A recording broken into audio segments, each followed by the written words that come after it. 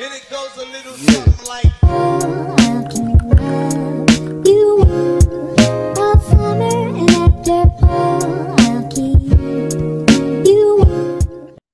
Hello, literates. It's been a long time since I came to you with a pre-recorded video. Hanging in there, coming to all the lives. I am here with someone who I so love, Shingai Injuri Kagunda. Amazing. Shingai is one of my critique partners. I love her so very much. I truly value her literary eye, her insight, her poetic disposition. Like, she is just a beautiful person, and knowing her is a privilege because these other people just could never. And that's the truth. Damn, Brit. It's only one Shingai in the world. That's the other people whose name may be Shingai. There are other guys. But there's only one of your spirits. You're Amen. one of a kind, and I am proud and privileged to know you. So, for those of you who just stumbled upon this, absolutely. For those of you who just stumbled upon it and are like, okay, that's who Shingai is, but who are you? If you're not in the land of literates, if you're not a subscriber, that's okay. I'm Britt. This is my channel, Britt Riderly. It is a book and author tube where I talk about the intersections of literature and culture, which we will be doing today. I have weekly Friday reading sprints where I also give reading updates. You might come in on a reading rant. That's okay. Welcome in. And I have monthly writing blogs called Honesty. Are they monthly in 2023? No, but for 2 years, they're words. So if you are new here, you have 24 videos to catch up on. Don't ask for nothing new before you finish the old stuff. Okay, we're going to be having a conversation about Shingai as a writer, Shingai's novella, and This Is How to Stay Alive, and the genre of short storying that Shingai rocks so well. So now that I have said so much, well, actually, before I turn it over to Shingai, beyond my personal recommendation that she's an amazing human, let me give you a more formal introduction to Shingai. So Shingai Injuri Kagunda is an Afro-surrealist futurist storyteller from Nairobi, Kenya, with a literary arts MFA from Brown, which is where I met her. And she got that piece of paper in 2021. Shingai we were all like, escape, goodbye. Literally. She made it out. Shingai's work has been featured in the Best American Sci-Fi and Fantasy 2020, Year's Best African Speculative Fiction 2021, and Year's Best Dark Fantasy and Horror 2020. She has work and or upcoming work in Omenana, Fantasy Magazine, Fractured Lit, Choreo, Africa Risen, which we read for Kwanzaa-thon or Missy Elliott Readathon this year. So some of you may have already read some of Shingai's work in Africa Risen, and she also has work in Baffling Magazine. Her debut novella, And This Is How to Stay Alive, was published by Neon Hemlock Press in October 2021, came out with that MFA succeeding. She is the co-editor of Podcastle Magazine and the co-founder of Voodoo Knots. Shingai is a creative writing teacher, an eternal student, and a lover of all things soft and Black. Can confirm that last one. So let's hop right in. You'll know how I do. Maybe you don't know if you don't know me. But my interviews are really more conversational. So I have a soft structure of things that I want to get at, but it'll be mostly led by Shingai's meditations.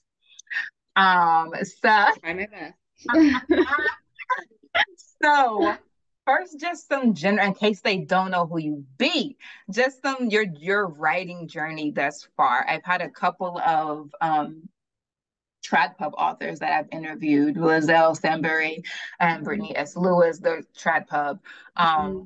YA also, I believe, YA trad pub. So I think you may be my first indie. Oh, wow. Okay. Yeah. So what is that? Feeling very honored. Yeah. And what an illustrious first. So what are the differences? I mean, I'm not asking you to speak to like what's the difference between indie and trap, but like what has been your journey of Yeah, writing? yeah. That's such a big question and a question that I love because I answer it differently every time I do answer it. Um, my journey, because writing journeys involve so much. It's like, when did you think that you were going to become a writer? Um, when did you fall in love with stories? And that starts when you're like, well, for me, it started when I was a kid, and I would obsessively live in books with the characters, and they were my homies. And then I was like, I wanted more characters who looked like me, which is a lot of the stories of Black and brown writers across the globe. Um, and I think that's when I started developing an interest in my own writing. I started writing and performing spoken word in high school. And yeah, Brit and I are both spoken word lovers. We bonded over this when we first met. Um, but yes, I started performing spoken word in high school, and that was like my entry into sharing my writing. And I think it also influenced a lot of what my fiction became. Which is where, like, when you talk about the poetics, like a lot of it is drawn from the art of spoken word, which has so many different elements to it, even thinking about like performance, even thinking about gesture, thinking about body, thinking about movement. I think spoken word, like, it contributes a lot to what your fiction could be. And I've seen it come through in Brit's writing as well, which is pretty cool. um, yeah, so that was the beginning of my journey. And then I did English literature in university. And I remember this is one of the stories that I tell all the time. I remember being in an African literature class. And my professor said that we're not going to study dead white men. We're going to study African Black writers, thinkers, poets, and storytellers. And that was the first time that I was like, oh, we can do that? Like, that's allowed? Um, and that was huge for me. It was huge for me because that's when I started understanding writing as political, which I think has been a big part of my own writing and what I choose to write and why. Um, and also because the being asking that question at that point in time showed that I hadn't had access to those readings for most of my life before then, which is a problem. So what stories do get to be shared, get to be told, get to be in the community, in the global community, and which ones are walked around? Um, yeah. So I did my English literature degree, which was life-changing in so many ways. And I worked at a bookstore. And as I was working at a bookstore, I was obsessively dreaming about becoming a writer and making money from my writing. And I applied to 7 different MFA programs, or I think 8. And I got accepted into Brown. I got rejected by 5, by 5 MFA programs. They said no. They weren't even as good as Brown's MFA program, to be honest. I was like, y'all really tripping. Like, There's something to be said for the nerve of some of these people who be rejecting, but you know what? They could not have served you as well anyway. There we go. I would So never have met gracias. you. So obviously I was meant to be at Brown. We agree. We agree. And I think that that's when I like developed really strong, um, specifically Black speculative fiction writing community. And that was a game changer. Just being around people who are dreaming about the same world building and futures that you're dreaming about. It really grows your writing, I think, and impacts what it becomes. Yeah. Absolutely. I mean,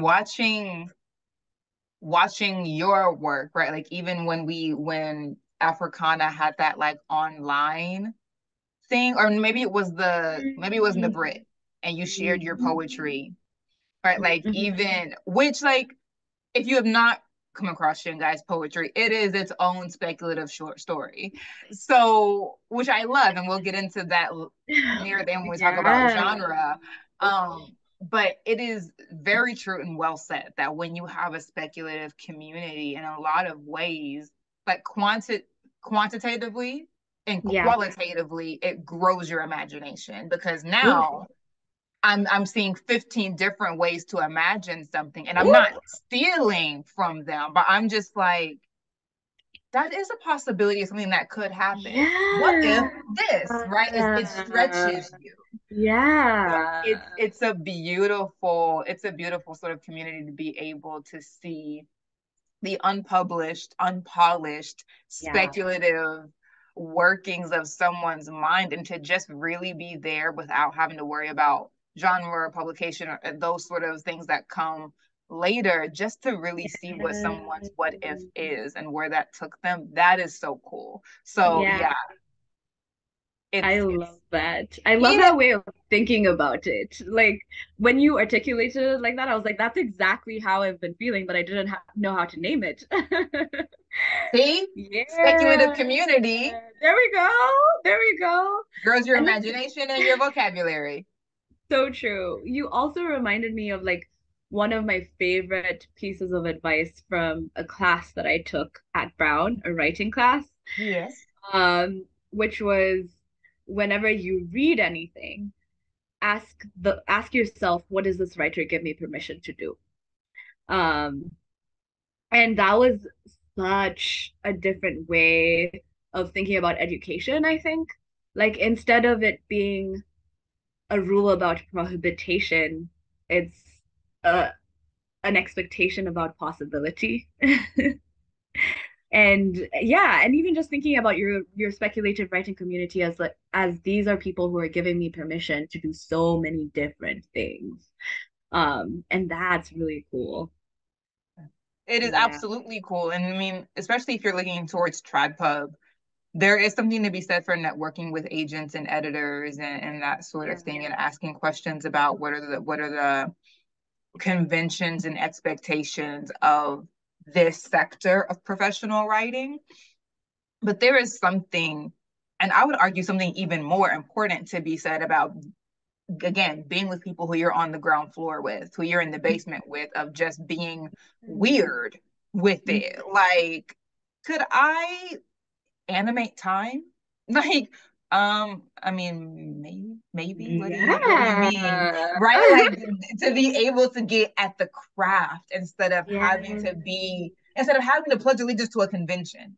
Right? Like, that is valuable, because it does get prohibitive when you start talking about genre and TradPub and the old white men in the room making decisions about what readers want, which is its own kind of fantasy. That part. Like, it's good to be with the pure fantasy of imagination, not the constructed fantasy of how you're allowed to exist and how your words are allowed to exist. Like, you got to start in the basement before you get to the top floor, because otherwise your words will be corrupted. Yeah. And you're making me think about like how it is different types of fantasies that exist. Like, whatever, I think people turn it into one big blob, the whole process from beginning the story, imagining the story, to having it published. But there's so many different layers and levels of the process. And one of the most raw and pure joy things is the idea, like the expanding on the idea and being in those first imaginative trenches of like anything and everything is possible.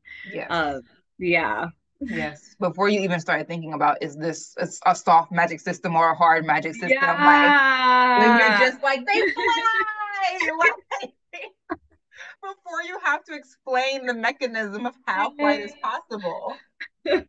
Absolutely. I could never overstate the importance of cultivating a community, because your writing will be as strong as your community is a lot of the times. A lot of the times. Oh my gosh, you're so quotable.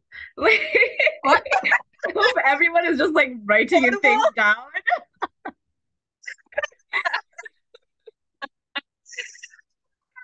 So quotable as that. Well, I guess that's why I want to be a writer. There we go. My day with quotation marks. I start talking like a quotation mark sometimes. But what are your aspirations, right? So you're This Is How to Stay Alive is independently published. Yeah. What was that process? Yeah. Yeah. So This Is How to Stay Alive was published by Neon Hemlock, which is a small indie press that publishes queer speculative fiction specifically. And if you've seen the story and This Is How to Stay Alive Anywhere, it started off as a short story and then expanded into the novella version of itself. So I didn't even think that it was going to become a book until it did become a book. And then I submitted it to Neon Hemlock because they were having a call for submissions, especially from BIPOC folk. And I actually just remembered this past week. I first got an R&R, so revise and resubmit. And I worked on it for a couple of months after that, and then I sent it back. And Dave, who is the publisher, super wonderful, like just an amazing human being, read it and was like, okay, we want to take this. And like, he was a brilliant publisher in so many ways. One, because he was a great editor. And for me, being a great editor was seeing what I was trying to do with a story and saying that my whatever I felt deeply in my heart trumped any edits he might make. And so there was a lot of like, you can just say stet. And he just wanted the story to be the most honest version that I had to tell, and to be the best version of itself simultaneously. So I got a lot of like one-on-one attention. And then also the process of like it turning into a book, he found the art, and he designed the cover. Yes. Yes, and he designed the cover, and he was just giving it so much attention. And I think that that's something that honestly you probably get a lot better in small indie publishing presses than you would in trad pub, because they just like they have less material that they're publishing, so they end up spending a lot more time on the material that they are publishing, and just being a lot more intentional. And I think, yeah, I really enjoyed it. I really recommend independent publishing with small independent presses. Yeah, especially Neon Hemlock if you have a queer speculative novella. Plug, plug, plug. Yeah. I mean, first of all, I love how this light is shining on you, because it's like a halo, like it's coming right across your face. Oh. I mean, we can still see you because you have beautiful, deeply melanated skin, so it's not like blocking you out. It's coming across you like an Instagram filter almost. So I'm just living with it. Like, this is how I see Shingai all the time, just as light. That's how I see her. Oh my gosh. Now y'all are seeing how I am. Too much. What am I gonna do with all this sweetness? Rub it into your skin. Girl, this is why I shine, actually. It's the sweetness I've been rubbing into my skin. Period. What? That's what melanin is. It's just all the love that people have for us, just coating us in armor. Well, absolutely. Yes. Yes. That was free. Y'all can have that. Oh, yeah. Again, quotable Brit. Listen, y'all. All the lines you need from your book for your books. Just listen to Brit talk. Just listening to your acknowledgments. I ask for nothing more. But yeah. I just think it's so interesting to hear about other people's journeys, right? Because honestly, Shingai so of my 4 critique partners, one of them one of them is currently in an MFA program. One of them is agented and working on like her first published work. And then one of them is working on her first set of series, and not the first one she's written, but like the first one that she's planning on like querying. And then one of them, being Shingai, is published unagented and indie, and like looking at a Tribe Pub trajectory. So all of my critique partners are in different spaces. And so it's really, really cool to see you don't have to be agented to be published. Yeah. And that's a short story, or, you know, like you don't have to be. And Shingai honestly is the critique partner more than any other one that I have, who reminds me of the benefit of being strategic with my energy and of being of stepping back and having a wider view of writing and publishing, because I have focused, so for the first part of my coming back to writing, I focused so much on like Tribe Pub, networking with published authors, growing, getting critique partners with my writing community, and those things were valuable, and they gave me a lot of insight that I needed to make an informed decision about what I wanted to do. But focusing so much on Tribe Pub, even if you end up actually still wanting to Tribe Pub and end up going Tribe Pub, can take focus from like, you can, like, what are the trade magazines of your genre? How are you trying to publish in them? Because those are their own kind of networks. It's a way to get paid for your work. It's a way to get your name out there. Like that is, it's a way to get a following, like beyond just getting a YouTube channel, because YouTube is YouTube. We know what it is. So I think there are other ways to be in the writing community besides being on Twitter, IG, and TikTok, right? Like there are these modes of professionalization. And then conferences. So just the way that Shingai traffics in conferences and getting her work around in trade magazines always reminds me, like, you know, you might think about that. Now, I don't do short stories. If I could cover Shingai's camera right now, I would. It's an ongoing argument. She is determined to have me at least write and at best publish a short story. At least publish. Not at no. You said no, not at least write, at least publish. What are we talking about? At least publish one. And then hopefully the plan is by then you'll be addicted to the genre, to the form. We are so far from that. Yeah, you know, coming to you shortly. Brit's short stories. Coming to you shortly. Not you lying to my subscribers. Coming to you shortly. Is that what you said? Not you lying to these people. These are strangers to you. You gonna come in lying? Goodness. She's usually better. I said time is a construct. Who knows what shortly is? A day is 1,000 years to the Lord, and 1,000 years is as a day. So, you know, sure, in a day, you will have a short story from me.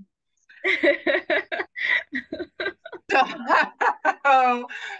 just think about that, right? That's the freebie. Think about other ways that you can get your work out there beyond the full-on novel or novella, as it were. What are the trade magazines of your genre? How can you get out there? Now, for those of you who are like me and are like, it doesn't matter about the trade publications because I don't write short stories, and most of the trade magazines are like for short stories. That's not me. We're going to come back to you at the end of this, but we're going to hop in for now to, and this is how to stay alive. I'm going to read a brief like synopsis in case you are not familiar with it, in which case I know that you're truly new to my channel. And then we'll hop into a discussion, and I'm really going to let Shingai lead that. But I just have a few big questions that I'm going to let her nitty gritty her way to her heart's content. So, and this is how to stay alive. Neokabi, that's the protagonist. Neokabi's world unravels after her brother Baraka's death by suicide. When an eccentric auntie gives Neokabi a potion that sends her back in time to when Baraka was still alive, it becomes her only goal to keep him that way. but Kabi soon learns that while the storytellers may be the carriers of time, defying the past comes with its own repercussions. So we already know from the synopsis that her brother is dead, and she goes back several times to try to save him and fails each time. And then near the end, well, hold on, let me not give y'all too much. Read it. But the journey of it is her going back and trying to save him. And then there is a lot of beauty in her just meeting him again and again. Like, she knows him, he's not like a stranger to her, they're really close, but meeting him from the perspective of, to me, you have already died. So seeing him more clearly, like seeing the signs of stress that she may have missed before, seeing arguments in different ways, seeing questions in different perspectives, like that kind of meeting where you are hyper focused on detail. She meets him again and again and tries different modes of intervention to be better or to be more, so that he will stay alive. So that is the plot of the story. Like, that's the premise. And then we get POVs from, it's a multi-POV story. We get POVs from Kabi. I think we get POVs from Baraka, yeah, and then we get POVs from Time. Yes, I said Time. I did indeed say Time. And we're gonna get to that in a second, but I just had to start with, gosh, the illustrations in this book are so pretty. I just have to start with this question. Shingai, why did you title this story "And This Is How to Stay Alive" when death is so persistent? Wow, that's such a good question. I've never gotten asked that question before.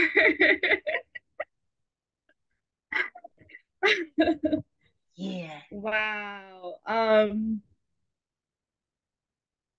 That's such a good question. I think for me, I was thinking a lot about how, as much as this is a story about Black death, it's also a story about Black life. And that's something that I really wanted to be insistent on, and Black queer life specifically. And as there are lots of conversations around post-death living in the story, and like holding the names of the people who we've lost on our tongue, and in some ways that keeps them alive in our worlds, and that's something that like Kabi is coming to. And then there's also lots of, in the going back in time, there's lots of moments where I really wanted to be insistent on Baraka living, like when they were playing with the ocean, with the waves, like when they were dancing to Sauti Soul until like midnight and like laughing their asses off and just like being siblings. And in the midst of like all the hurt, which is very real and was coming from a deeply personal place as well, there was still a persistence and an insistence on wholeness, and that the wholeness of being alive does include death. Yeah. So that's the closest that I think I can come to an answer for that. I think it's beautiful. Beautiful. Cool. Yeah. Because I mean, when I look at the title and just like because in some ways the title, to me at first, my first experience with the title, and partly because I experienced the title with the cover, was the title was an aesthetic to me at first for a while. Like, I was like, ooh, mood. And then I read it and I was like, mood. We got time. Like, it was very aesthetic, and it really took time. Yeah. For me, and not a short amount of time, for me to just like sink beneath the aesthetic and really get to like taking these words as words and not just as like a meme, like seeing it as a sign and not just as, now I'm getting into semiotics, but like really trying to seek out what the reference of these words are beyond just viewing the words really with the same, really viewing the words as pictures. So before I was like, these words were very much just like hieroglyphs to me. They were just images that went with this image. But when I thought about seeing them as signs, right? Like, which hieroglyphs are a kind of sign, but they're a kind of sign. So I'm seeing it as a different kind, seeing it as like, okay, what is beyond the aesthetic, right? What's beyond the hieroglyph? What's beyond the image? What idea is this sign expressing? And that, I think what came out to me is like this, how, and alive. And stay, right? I think that insistence gets at, is gotten at with like stay, that persistence of aliveness. But this really brings it to like, for me at least, brought it to like, okay, so somewhere in this book is a sort of proposal for how one might remain living. Although you didn't say living, you said alive, which are not the same thing. And we won't get too theoretical, although we both know that we could. We really could. We really could, but we're not. This is a different episode. Right. We're not going to be in like a Kwashi class right now where we could really just like go there. We're not going to go there. But this gave me that, okay, somewhere in here is the way to or a way that one might stay alive. And then the how of the, like, what are the mechanics of that? And then the mechanics are, and I think it's so significant, the mechanics are a potion. This is how to stay alive. The mechanics of that, at least when we're coming, at least Kabi's first thought that the mechanics of how to stay alive lie in this potion. We get to something different by the end, but the most apparent mechanics in the beginning are you stay alive. This potion allows you to return continually to Baraka alive. And spoiler alert. I think that is such a such an astute choice for the how, right? To be like, for us to meet Baraka, right, in this how, potion, return to Baraka being alive, but we end with his funeral. And that's one of the final scenes we get with Baraka, is his funeral, not as a manner of undermining his aliveness, but this is part of it. Like you said, like part of living is the certainty of death. And so one has choices to make about how they're going to wisely steward their aliveness. And death is a motivating part of that calculation.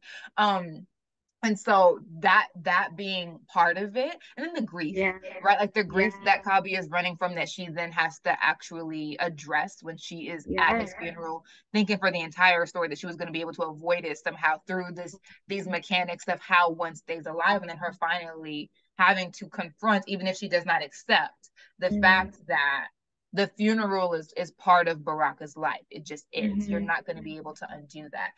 And spoiler, we're back. So that was the how, and then the alive, and part of it is what I've already said in the spoiler part, but just what all encompasses life, and there's the beauty in that, and there's the inevitability also.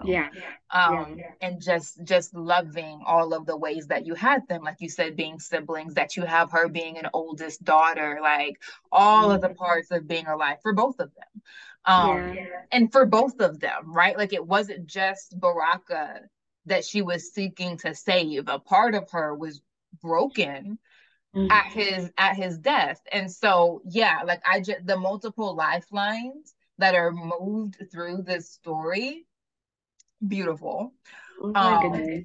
Yeah, and so that is sort of how I interacted with the story. If I could just, point by point about just the words in the title, it was a very aesthetic, hieroglyphic experience. Then we descended into like searching out the reference of these words as signs and looking for the sort of arc of these different words, the arc of the mechanics, the arc of the what do they call it when you're like running away from something? avoidance, the eventual confrontation, like all of these different things are how I came to the book. And the more and more my understanding of the title shifted, the more the book gifted me new insights. So yeah, just beautifully done. I tell you, when a book has a good title, that makes my heart so full. Just like the rich understanding of these characters' lives being seen through the title. Yeah. Yeah. Absolutely. Yeah.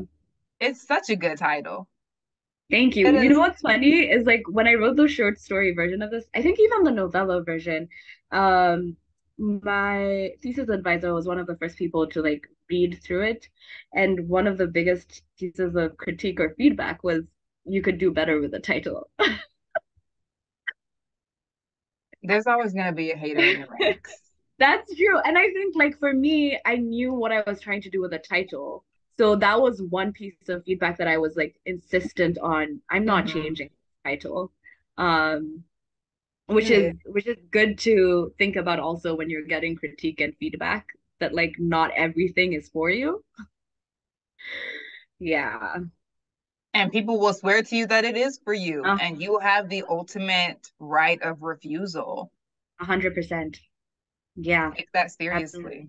Absolutely. Because Shingai, like Cache, has seen what happens when you take too many pieces of advice. Shingai has read almost as many versions of #FirstFantasy as Cache. Yes. Okay, I was like, wait, has she actually read more? Y'all might be neck and neck, actually. Oh. Yeah, Shingai read maybe even if Cache has read more versions, Shingai I read the very first one. Yeah, like one of the first ones. Yeah, Shingai read one of the very first versions. Yeah. Of #fantasy. So yeah, I will always be the poster child and bang my drum the loudest for you have to exercise your right of refusal. 100%. 100%. Yeah. You have to, mercy. But now we've put it off for so long. What possessed you, Shingai? Possession's a great word, but whatever. What possessed you to give time a POV? Oh. I mean, I love thinking about time. I love thinking about time as a Black person, as someone who resonates deeply with everything anti-capitalism, as someone who is also grieving lost relationships to spirituality because of colonization. And just thinking about the ways that philosophically time has worked for different groups of people around the world that isn't Western linear conceptualizations of time. So I had done some reading, and one of Kenya's really dope philosophers, his name is John Bitty, and I quote some of his thinking in the novella. He had this theory of what East African time was before colonization and how it seeped into post-colonial ways of living. And his theory is that time does not move forwards, it moves backwards. It's circular, so it returns to itself. And you have Sasa and you have Zamani time. So you have the past and you have the present, but there is no future. For him, future is just potential time. So it's time that hasn't happened yet. And then his framework, or a lot of African framework, was also that when you die, you become an ancestor, which means that you're returning backward in time. So you're not, so like when you die, you move into Zamani, which is the long past, and like as people keep you in their in their memories, they keep you in their stories, they keep you in their songs. And that's what feeds you as you go back to the past, to the land of the ancestors. Yeah, and I really um I was resonating deeply with that concept and that idea. So that's something that I was trying to write into Habi's processing of her grief. Um, and I also had been, speaking of being given permission, I had just been given so much permission in the writing classes that I had taken to be experimental. Um, and that's one of the things that I deeply appreciate about Brown's literary arts program. There's a lot of encouragement to just be experimental and to color outside the lines and to see if it works and see if it doesn't. And then having writing community who understand what you're trying to do is really helpful with that. So for me, writing from Time's perspective was um, an experimental mode of like, oh, this would be really fun to see if I could do this. A philosophical choice because I was also trying to understand East African time better. And thirdly, it was also me trying to understand my own relationship to time.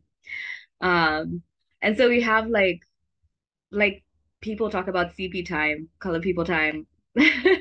There's island time, there's African timing, there's like all these different ways that for colored folks around the world, time works differently.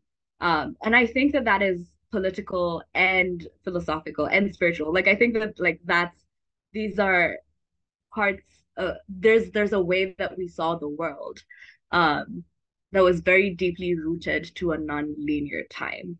And I think I was trying to recapture that in writing from Time's perspective.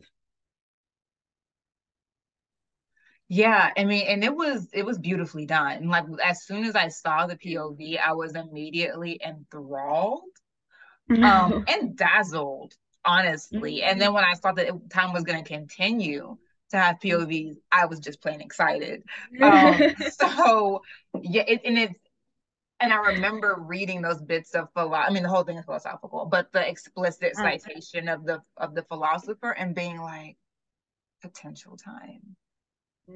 But that's what it is. Like, even if you don't get down with whatever, like even if you don't really philosophize about time, it is true that technically the future is purely potential. Like it hasn't happened yet. You can't spend future the same way you can't spend tomorrow's paycheck. Like it's you're gonna have to wait till tomorrow and then you will be paid, but you don't have that money yet. You don't have that tomorrow yet. And so when I read that, I thought it was such a simple profundity.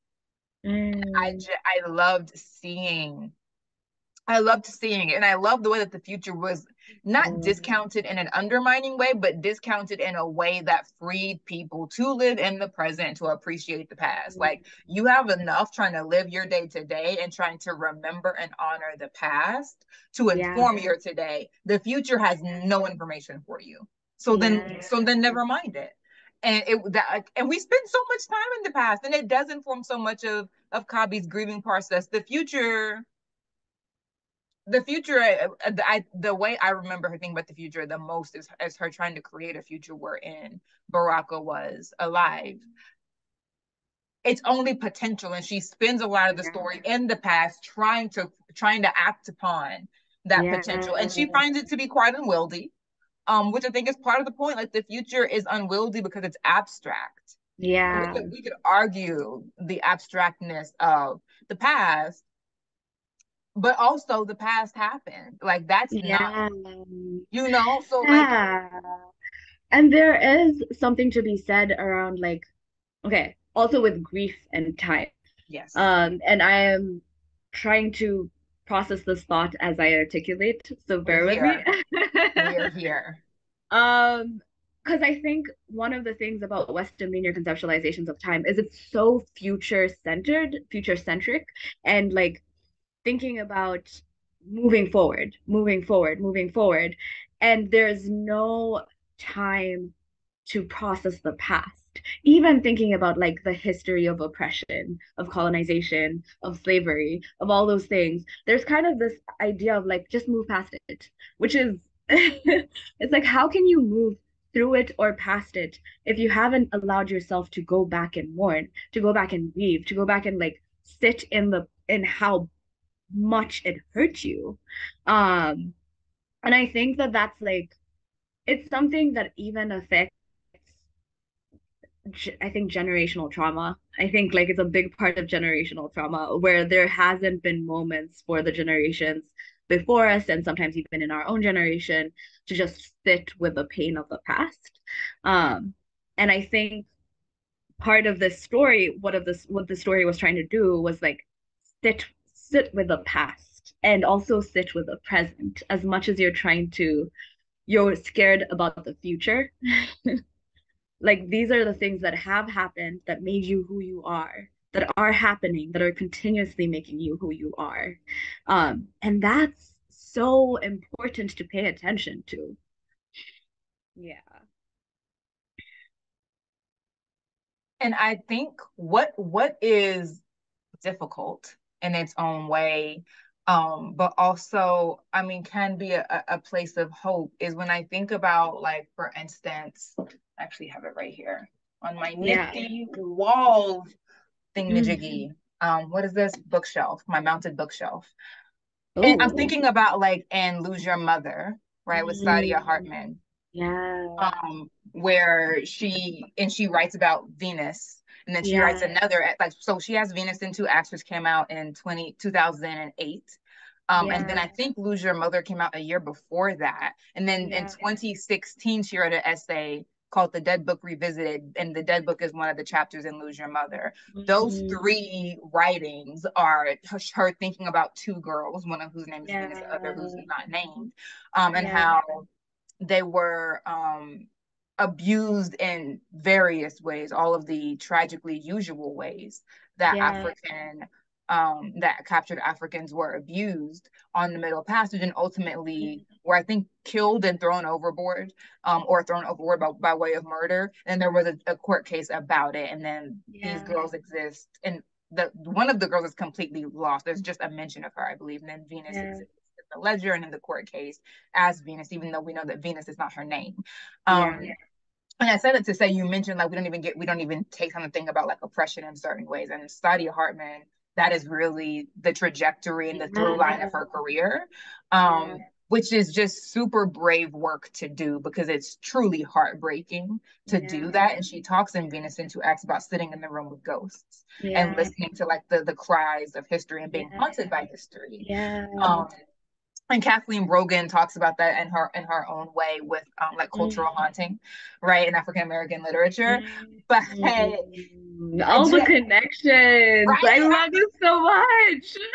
So in so many ways, you are joining a canon of Black thinkers across genre, across discipline, across fields, who are trying to find a way to sit with the past, be it the long past of chattel slavery and oppression and colonialism, or the very intimate past of Black family history. And Kathleen Brogan mentioned some of that, like we're talking about ghosts, and following that, and that a ghost that's in a particular house and that has a very specific story that is not lost to the archive, right, which is more of what Saidiya Hartman gets into. But Kathleen Brogan talks about like that literature that gets us to a specific happening in the past.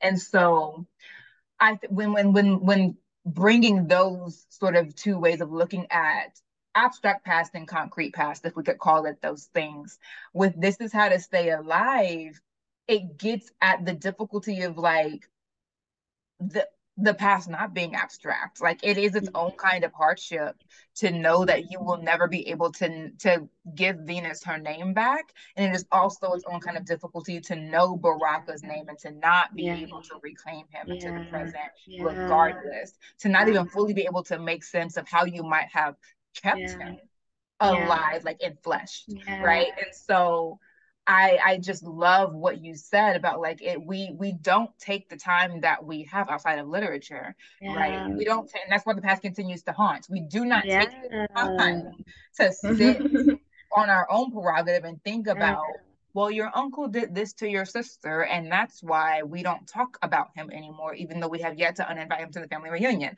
right? Like those sort of things. We don't, and that is why something like Beloved or Kindred has to happen. Like the past has to literally yoke us up before we will confront it. And even with the way that Kabi takes herself back to the past, it is a bit presumptuous. And the way that Time is just watching her like that. Okay. All right. That's what you wanted. Okay. So you're gonna enter me in this way. You're gonna make it. Okay. All right. Well, let's see how it goes, huh? So, like, even the way, like, we come to Time, as you said, with so much expectation, with our own philosophical framework, and it does color the way that we order time, segment time, remember time, and remembrance is its own kind of historicizing time. It's its own kind of chronology, something most of the time, because we're giving what happened in new chronology because we're not remembering correctly. We want to say that, right? So like it's also a kind of reliving. Yes. Yes. Which we get, right? Which Kabi does. Which Kabi does. And so it's just the Time, I think, more than any other POV, I think that is where I put the most of these little notes, where I highlighted the most and just was like, okay, like sure. And I did get so much Morrison from this also, just in the way that love came in, just in the way, I think on some ones I put like, this is Baby Suggs, like in the way that you talk about dead and dying characters. It did bring me, yes, it was in Baraka's first chapter. This is how to not think about dying when you are alive. Look at colors, every color, attach them to memory. And that brought me to Baby Suggs asking Setha for color, and Morrison saying like, sometimes she would just look at the horizon, and counting on an Ohio horizon for color is not dangerous. She said is like that's not a secure place to find color, but like if you're at that point, you're desperate indeed. And just thinking about what great way.